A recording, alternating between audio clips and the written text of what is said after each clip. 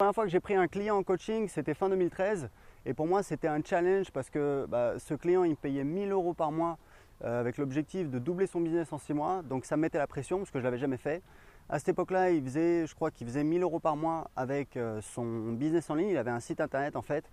Il avait un seul produit, mais c'était très irrégulier. C'est-à-dire que je crois qu'il avait fait un lancement, il avait fait 10 000 euros et puis ensuite il gagnait plus grand-chose pendant 6 mois ou un an. Donc voilà, c'était assez irrégulier. Donc on a commencé à travailler sur son business. J'ai essayé de trouver des leviers pour l'optimiser. Et je vais vous expliquer un truc qui est un des trucs les plus importants que j'ai appris et c'était justement grâce à cette expérience.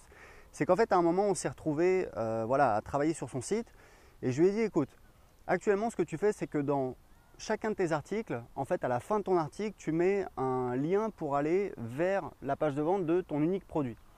Et je lui ai dit à mon avis ce qu'il vaut mieux faire c'est de ne pas essayer de vendre tout de suite, c'est plutôt d'essayer de capturer l'adresse email des visiteurs de ton site et ensuite dans les emails d'essayer de vendre. Et j'avais aucune certitude que ce soit la meilleure solution et je lui ai dit très sincèrement c'est assez compliqué à tester, donc ce que je te propose c'est qu'on prenne une décision, on avance, on essaie de mettre ça en place et puis on va voir ce que ça donne tout simplement. 3 semaines plus tard il revient vers moi, il me dit écoute Aurélien c'est extraordinaire, déjà il avait beaucoup plus d'inscrits sur sa newsletter, évidemment parce qu'il envoyait, il captait l'adresse email des visiteurs de son site, mais surtout en fait une fois que les gens étaient inscrits, il y avait une petite séquence d'emails qui vendait en automatique son produit et il m'a dit écoute voilà je crois qu'il faisait 3 ventes en automatique par jour, ça faisait en tout cas 100 euros par jour, 3000 euros par mois, c'est-à-dire qu'en un mois, il avait triplé son business et ça tournait en automatique, donc il était super content. Et en fait, ce que ça m'a appris cette expérience, c'est un truc que j'ai toujours retenu, c'est qu'en fait, quand on est entrepreneur, très souvent, on n'a pas l'information exacte pour prendre la meilleure décision.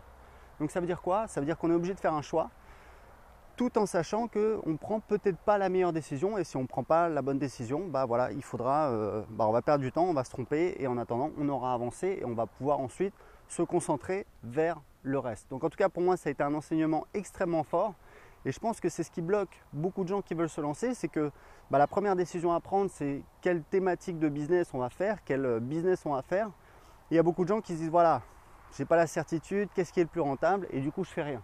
Oui, mais comme je dis toujours, il n'y a pas un petit lutin qui va sortir des bois un jour et qui va vous dire voilà, il faut choisir tel truc.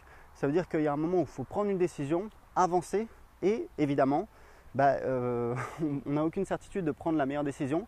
Mais quand on est entrepreneur, le métier c'est ça, c'est d'être capable de prendre des décisions. Voilà, c'était le conseil que je voulais partager avec vous. Si vous avez aimé cette vidéo, cliquez sur j'aime et partagez.